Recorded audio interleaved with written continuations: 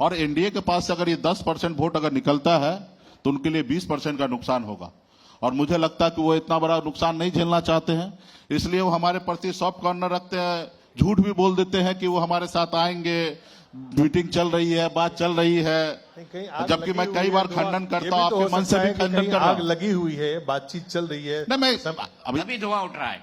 मैं इतना स्पष्ट तो कह रहा हूं ना कि भारतीय जनता पार्टी से कोई समझौता नहीं होगा। आपको लगता है कि सियासत में कोई भी बात जो आप कहते हैं स्थिर स्थायी होती है? चिरस्थायी तो है नहीं। अभी तो यही बात मानना पड़ेगा ना, जो हम कह रहे हैं वो बात मानना। वो कैमरा के बाहर कैसे भी किसी तरीके से परसेप्शन बना रहा है, उसकी बात को आप सही मान रहे हैं, लेकिन हमारी बात को आप सही क्यों नहीं मान रहे? मैं सही मान रहा हूं। हम कितना अच्छा कंफर्टेबल हैं, हम अपने छोटे भाई के साथ कंफर्टेबल हैं।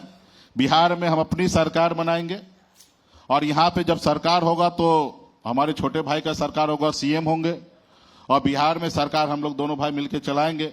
वहां पे जाने के बाद तो मुकेश जी डिप्टी सीएम होंगे? हाँ, जरूर होंगे, जरूर होंगे। जी हाँ, वीआईपी पार्टी का डिप्टी चीफ मिनिस्टर फाइनल है, उसमें कोई किंतु परंतु नहीं। उसमें कोई किंतु परंतु। हाँ। कितने सीट पे चुनाव लड़ने जा रहे हैं आप?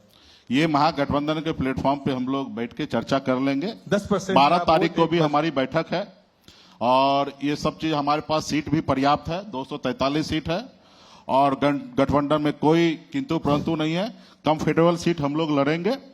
रहा कि आप सबको पहले से भी जानकारी है कि अभी हम लोगों ने मार्च में राष्ट्रीय कार्यकारिणी का सम्मेलन रखा था, तो उसमें हम लोगों ने निर्णय लिया कि हमारी पार्टी 60 सीट पर लड़ेंगे और हम लोग उम्मीद करेंगे 60 सीट पर वीआईपी पार्टी लड़े और 2-4 सीट कम ज्यादा होगा, ये सब कोई बहुत बड़ा बात नहीं है, हम लोग सेटल हैं। बहुत बहुत शुक्रिया मुकेश सहनी जी, आप आए, आपने हमसे बातचीत की और मैं आपसे अग्रिम शुभकामनाएं आपको देता हूं कि ऐसा ही हो, आपकी वाणी पर मां सरस्वती बैठे और आप डिप्टी चीफ मिनिस्टर बने। जरूर, आपका मेरी तरफ से शुभकामनाएं। चलिए, बहुत बहुत धन्यवाद, आपका शुभकामना मिला है तो निश्चित तौर पे हमारी सरकार भी बनेगी और सरकार का एक बड़ा हिस्सा ताकत हमें भी मिलेगा।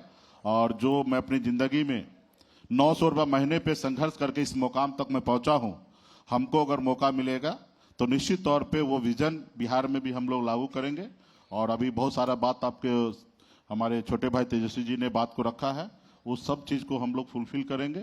जब मैं विभाग में मंत्री था तो उस समय का भी आप देखते होंगे, तो बहुत ऐसी चीज जो है हम दूसरे प्रदेश जाकर हम लोग वहां से भी रिसर्च करके बिहार में कैसे हम दूध के सेक्टर में कैसे आगे बढ़े, जैसे अमूल है, कैसे बिहार में ज्यादा से ज्यादा डेयरी पे काम हो, तो उस सब पे हम लोग पॉलिसी बनाए थे।